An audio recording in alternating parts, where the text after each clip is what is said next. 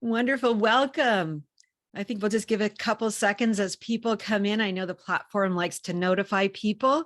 So while we're doing that, let me just take a moment, first of all, and just say thank you for spending a couple of moments of your Friday with me. I know everyone is busy, and with the summer weather starting to come in here in the the Western world, I think we're all looking forward to long weekends. And I think for those of you who are in the US, you've got a holiday weekend. So I appreciate you spending a bit of time here with us.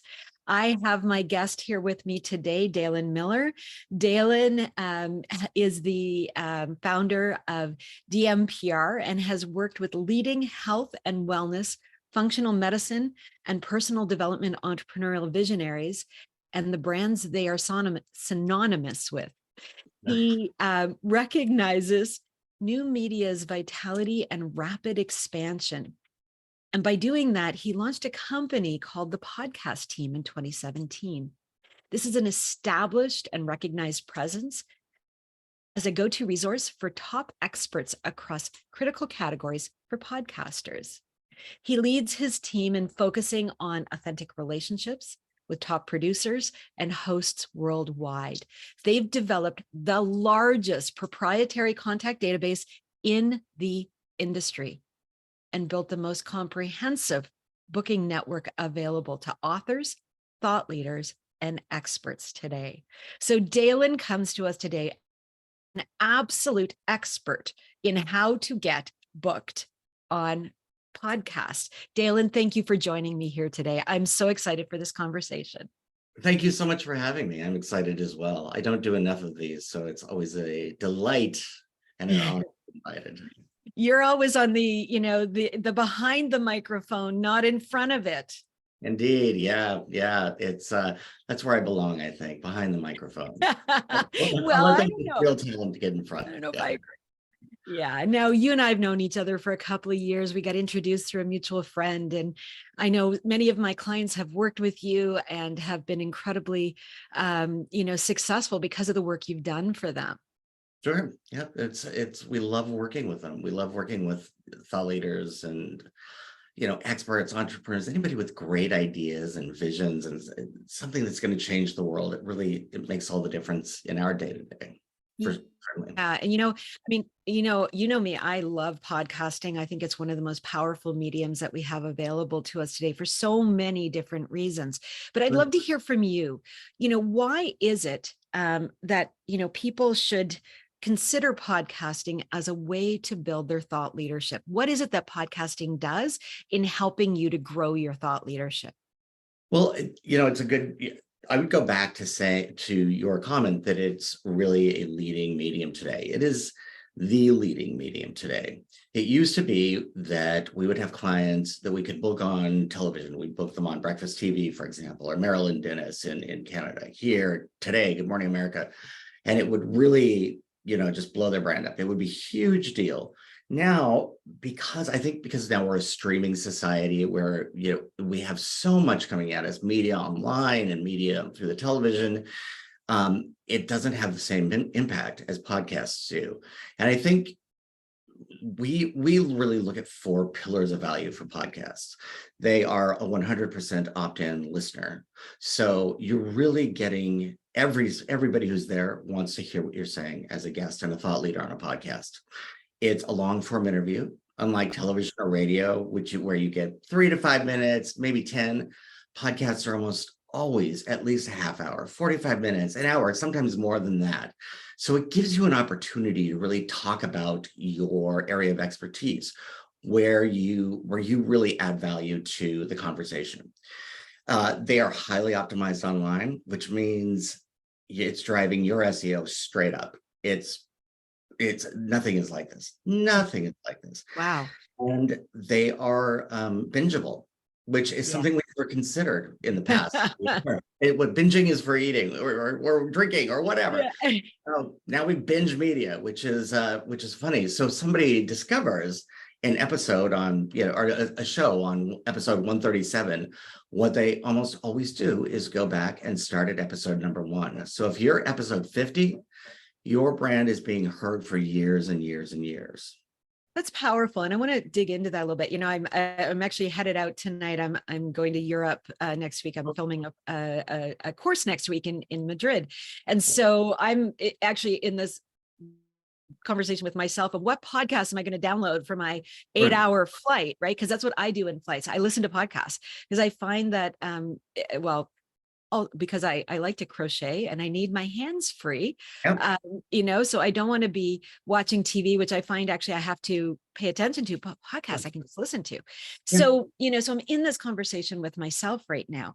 And when I think about podcasts, and it's one of the things that, that I say to my clients a lot is that, that concept of the long form interview, the concept of the bingeability of it is that this is a place that allows us to get our idea, our message out there in ways that are not as accessible in otherwise. So as an example, like podcasts are mostly pre-recorded, right?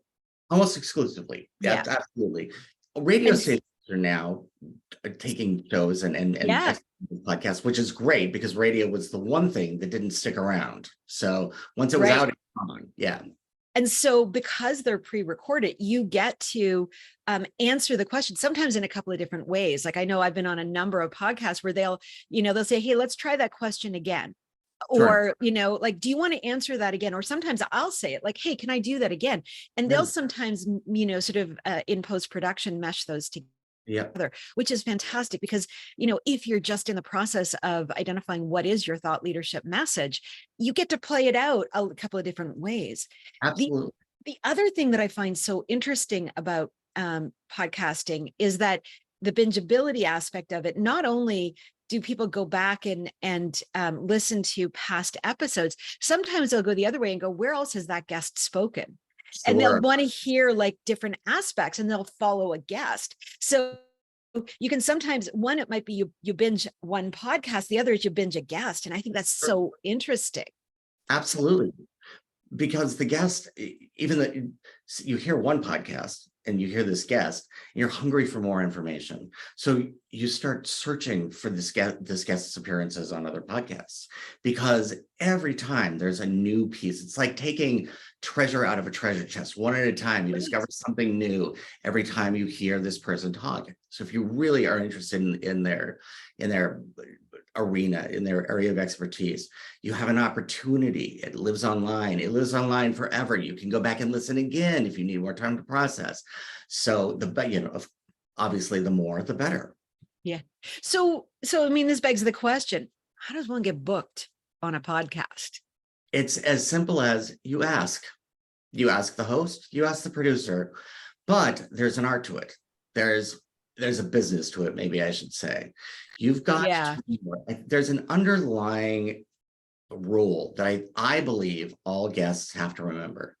You are, just as much as appearing on a podcast is providing value to you, the host's expectation is you are providing value to their listenership.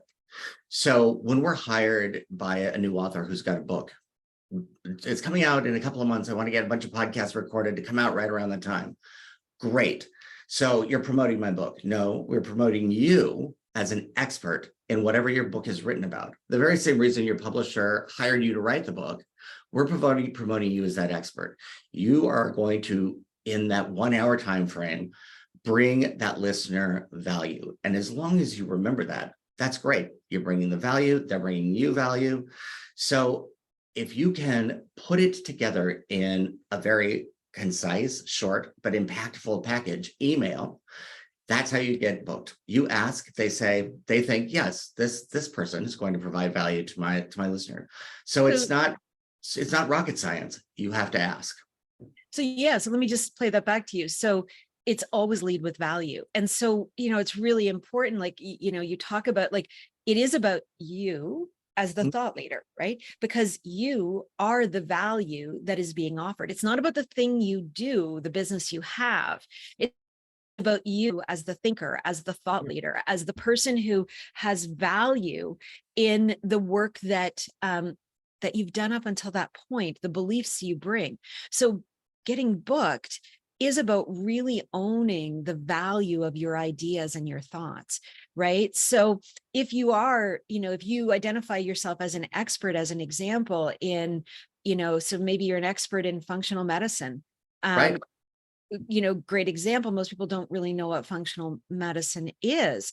If you lean heavily on your expertise as a doctor and go into the jargon of being a doctor, and now how that's come into, combining wellness and, naturopathy and homeopathy and all these other areas of healing and wellness, that's interesting. But if you're leading with, I wanted to solve this problem. I was a doctor and I knew this and I kept seeing this. And now you're telling a story and you're helping us to understand the value, not of what you did, but of how what you did was applied to others. Right. That is the value. It's not the value that you're a functional medicine doctor, although of course that's incredibly valuable. But the value is really in the idea, how it helps others, which is really about telling stories, right? Sure. If you effectively deliver that value add, then they're going to buy your book. Right. Or going to listen to another episode and then maybe buy the book. So it always leads back to what your primary goal is. If it's getting people, if it's the awareness of the book, lead with the value and lead them right back to it. Because, again, having been on a number of podcasts, one of the things that every good podcaster always does is says, Dalyn, this has been incredibly, valuable. And I'll say this at the end of even our talk today, how can my guests, keep in touch with you? Yep. And of course, you're going to say things like, well, you can follow me online, or you can buy my book, or you can, join my community, or whatever it is. But the value has to be there because, why I am following you is because I want to learn more about this great thing it is that you do. And for you, getting booked. So lead with values, reach out. It sounded like reach out to find out who those hosts are. And how do you do that? How does one do that? It's research, and it's time consuming. One of the reasons we created our own database was when podcasts really came back, say 2016, they came back, NPR and American Public Media invested all of this money and all of this marketing might into the serial podcast. And I think it was S Town after that. And people really remembered, oh, right, podcasts are out there. Right about the time that we were becoming exhausted with social media, with the Facebook and Instagram and Twitter. And so it really offered a new perspective. And there was a value to being able to listen to somebody who was not of the news media and who could provide authenticity and expertise. So they came back big, and it came back so quickly that there were no databases available. It was right. We really had to do the research. And now here we are 7 years later, 6 years later, you would be surprised how much we still have to go hunting and searching for email addresses and information. There are databases out there. They're quite often out of date. They're quite often not kept up. So you've just got to do the groundwork to do it. And it's got to do the work. But it's worth it because nothing provides the value to your brand or to your expertise like a podcast today. And so, for people who are considering becoming a guest, like I know, like I said, I've been on a number of podcasts, and I know that there are many different formats, that there are many different, scenarios in terms of the ways in which podcast hosts host. But, is it, and maybe for the guests who perhaps are in the early stages of this, do you get paid to be a podcast guest? Do you pay to be a podcast guest? What does that look like just in terms of what's out there and what can people expect? Right. So you don't get paid to be a podcast guest. Ideally, you're not paying to be a podcast guest. We firmly believe in the value of earned media. The whole idea, it comes back to the value. The whole idea is that you are providing value to them. They are providing value to you, and it's a win-win situation. There are podcasters who say, sure, they can be on my show and it's going to cost X amount of dollars. We don't humor those opportunities, because that's advertising. That's not Right. earned media. Right. That's not a value add. That's buying in. So, and certainly advertising has a place. Advertise on social media, in your local newspaper, Right. but earned media is really where it's at. So as long as you can portray the value, you can say to the host, here is the value, then you're in good shape. You're in very, very good shape. You're not getting paid because they're providing value to you. You're not paying them, you're providing value to them. So it's really a value trade. The value for value, yeah, transaction. And that, I mean, again, I know the value of it. I see it every day in the work that we do, the work we do with, those who are transforming from expert to change maker, or sorry, expert to thought leader, and change maker to thought leader. We can see when they're on those podcasts, not only are they getting an earned value, but they're also hearing their own voice and transforming that. As we start to think about being a podcast guest, what are the tips you could give people? I know most people are like, oh, what microphone do I need? Well, Sure. that's only a small piece of what it is to be a podcast guest. Tell me, what does it take to be a good podcast guest, and how do you get asked back or Right. asked on others? Right. Preparation. You want to go in very prepared. You want to go in prepared with the ask. You want to understand what the host's point of view is on almost any topic. You want to know that you want to know what the host is going to talk about. And I can imagine people thinking, how do I know what questions the hosts are going to ask me? Because you give the host those questions. So when my team reaches out on behalf of our clients, what we say is, here is the client. We're delighted to be working with them.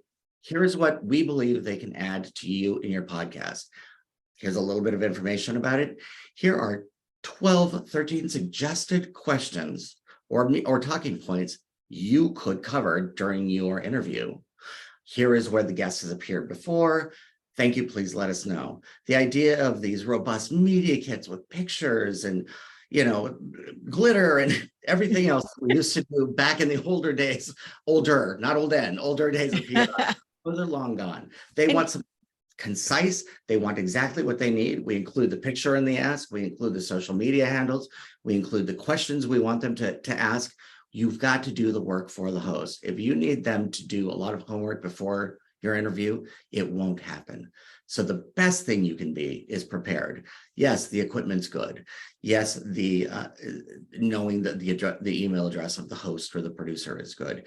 Knowing their name, understanding their brand, but you have to prepare them for you as well. And that is the number one most important part. That is so smart. I mean, it's what I'm hearing you say is make it easy. Yep. Make it easy to make yourself bookable.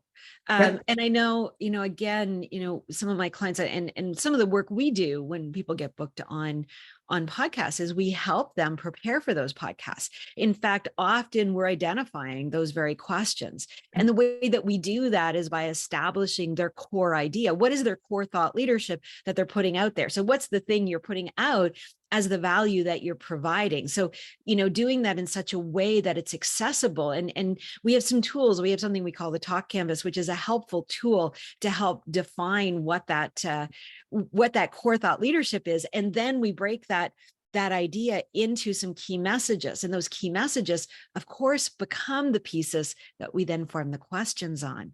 And, it just occurs to me, and I know you and I were having some conversations just before we jumped on about the different tools we use. And so for anyone who's listening, we'd love to be able to give you some of these. So I think, if you want to, I think one of my team members will put a link into to get that. And so you can just click on it now, because we just came up with this, it's not ready right now, but we'll get it out to you in the next day or so. But drop your email in and we'll get it out. Also, I just want to make sure that, please, if you have questions, drop it into the chat and we're happy to take questions. We'll make sure to answer any questions. So please do that. But those tools, so the Talk Canvas, and then like you said, the gear list, like that's important. But also the checklist too, of knowing what it is that it takes to be a good podcast guest. Be prepared. Be prepared. And I want to go back to the questions. I think that adding the questions to the pitch are one of the most important parts, and you'd be surprised by how many people we talk to who don't realize how important that is. Oh, don't you want to send them the questions later once they agree to host you? No, it is not uncommon for a host to read the intro, the front matter, and think, I'm not so sure about this. Read through the questions and realize I want to know the answer to that. So, going in prepared, be prepared. Absolutely. I love that. Like what you've done, like you ask these questions and then that you're actually intriguing the host. Yep. So, I say this a lot. I wrote an article about a month ago about the impact of AI and sort of generative AI, right? Right. And it's all about the value of questions, not the answers, because the better we can ask the question, the more better answers we get. Right. And so let's ask great questions with podcast hosts. And suddenly they're like, oh, I want that person. Yeah. So smart. So smart. And if they're asking you the question and you're answering it, you're almost every time formulating new or more robust answers to any given question, which is another reason why doing multiple podcasts is important. Always staying out there, always refining your message point, always refining, building your thought leadership. Expanded reach and visibility is just, it's vital to any brand and to any thought leader. Mm-hmm. It's if a tree thinks in the forest, does anybody hear it? Yeah. But the expanded reach and the vitality of the message and improving the messaging again and again and again, I think is extremely important if you want to create a sustainable awareness of yourself as a thought leader in any category. That it kind of gets me thinking as well, like, is there a value? Like, is it enough to be on one podcast? Is 10 enough? What is like, as people who are stepping into their thought leadership, who are building it, what should be a good, benchmark that they should go, look, I'm going to be on one podcast this month, or is it I'm going to be on 10 podcasts this month? What's optimal and what's realistic? I think my belief is optimal is you are always gathering the media. You are always appearing. You are always making yourself valuable to listenerships, viewerships, to these audiences out there. So as many as you can be on, as often as you can be on, as long as you can continue to be on them, that's what I think is optimal. Is it realistic? Not always. We have clients who can do one interview per week. Maybe several of those interviews come out down the line the same week. Great. But we go back to people who are now not just following the podcast, they're following the speaker, they're following the guest, the expert. So the more you can get out there, the more your search, your optimization is driven up on the internet, the more you're refining your message. You are expanding your reach, your visibility, you're building relationships with networks, but also you are creating content that you can then use again and again and again. You can repurpose it. You can take key message points from that conversation. You can write an article that you publish on your blog, on your website, on Medium, that you can submit to a magazine, a newspaper. You can repurpose that content again and again and again. And as long as you are calling out the fact that this is based on a conversation you had with the podcaster, it's a win-win for both of you. You're helping optimize your own platform and you're giving back to the host who had you on their platform. I think what you're saying is so, sorry, what you're saying is so, sorry to interrupt. I'm doing what I tell people not to do. Yeah. But you got me excited there because I think what you're saying is so powerful here. Is that, when we're podcasting, and I know this, like podcasts, one of the things that they do is, of course, create transcripts from the podcast because it helps with search and it helps with lots of other things. So most podcasts will have a full transcript of the podcast right below it. But as marketers, as thought leaders, we can grab that transcript and work with it. It's our own content. And so suddenly we have content that is available to us to use in new ways. We get inspired in new ways. So those articles whether they be on our own blog, whether we use them on social media, whether we're a contributing editor to some sort of a magazine. Many of us are contributing members to Huffington Post or some of these online magazines, and so taking that content, reworking it, and now building an article out of it. It's so smart, but you can actually link it back. So it helps that host. But it also gets, I would think, probably going to get you booked on even more podcasts, because now other hosts are going, I need that person. That's a great point of view. And I want my listeners to know that I've got the clout to bring that person in, because at some point, the host, the host is going to want to, tap into the guest's audience as much as the guest wants to tap into the host's audience. Very important. Very, very important. And that comes again back to what? The value. Do you have a following that could benefit the host as much as their following benefits you? So one of the things we run across with podcast hosts is, how big is their social media? Do they agree to share the episode and tag back?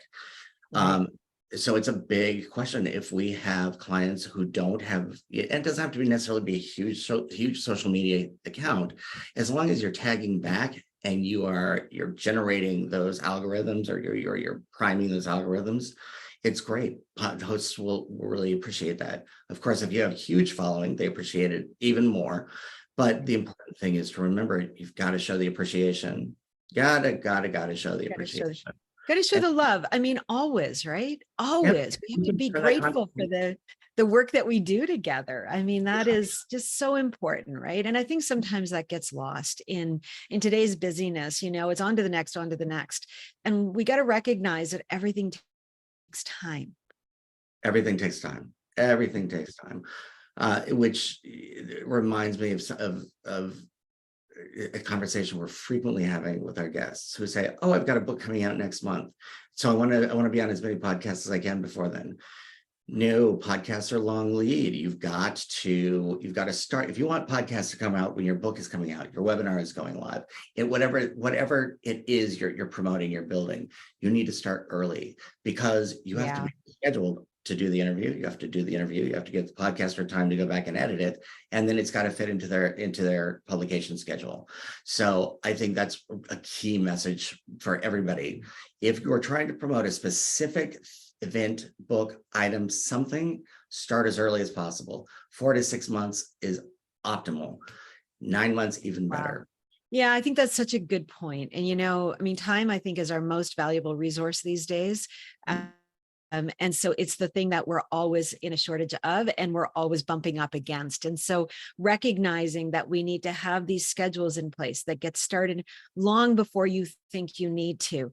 If a podcast comes out before your book is published, that's not a bad thing. It's actually going to help you, it's going to get picked up. And the podcaster, of course, is going to want to work with whatever schedule you have as well. So, these are really important points. And Dalyn, I'm just noticing the time. I think we're coming up on time, so I want to be respectful of yours. Thank you. This has been really incredible. I hope it's been valuable for you as well. Absolutely. I love to talk about it. I love to share. I love to help people become guests on podcasts. I love to get them out there, to help them share their expertise, refine their talking points, and really grow their platform. Absolutely grow your platform. And so, in the light of service, how do my guests find you? How can they follow you? And what are the ways in which they can work with you? It's easy. Find us at thepodcastteam.com. Scroll down to the team, look for my picture, click it, find my email, send it to me. Or at the very top, there's a link to schedule a meeting. At the very last page, the contact page, there's a link to schedule a meeting. But I'm just as simple as Dalyn, DALYN, at thepodcastteam.com. So it's an easy one. My name's not so easy, but if you can get to thepodcastteam.com, you can find us. Amazing. And I can vouch for Dalyn, like I said, many of my clients have worked with Dalyn, and he does amazing work on getting people out on many podcasts. And in fact, Dalyn's working on helping me with my podcast presence. So, Yes, stay tuned, more podcasts to come. Thank indeed. you all for joining us here today. Thank Make you. sure that you are signing up to get this amazing resource. So it is going to be a combination of our Talk Canvas, which we work with all of our clients on. There's going to be some instructions on how to use it. It's going to be fantastic for you to be able to establish what your core idea is and what it is, the questions, because it'll help you to define what those questions are. And Dalyn has so graciously offered to give us his gear list of what he recommends any podcast guest have, along with a checklist of what you need to know in being a podcast guest. So this is an incredibly valuable resource. So thank you, Dalyn. Thank you, everyone, for joining us. And we can't wait to see you in a couple of weeks. We're going to be doing another live in 2 weeks, and we're going to be talking about your thought leadership mindset and how you establish that. So join us on Friday. I think it's June 30th at noon. We'll see you then. Dalyn, thank you so much. Thank you so much. I really appreciate it. I had a wonderful time. Wonderful.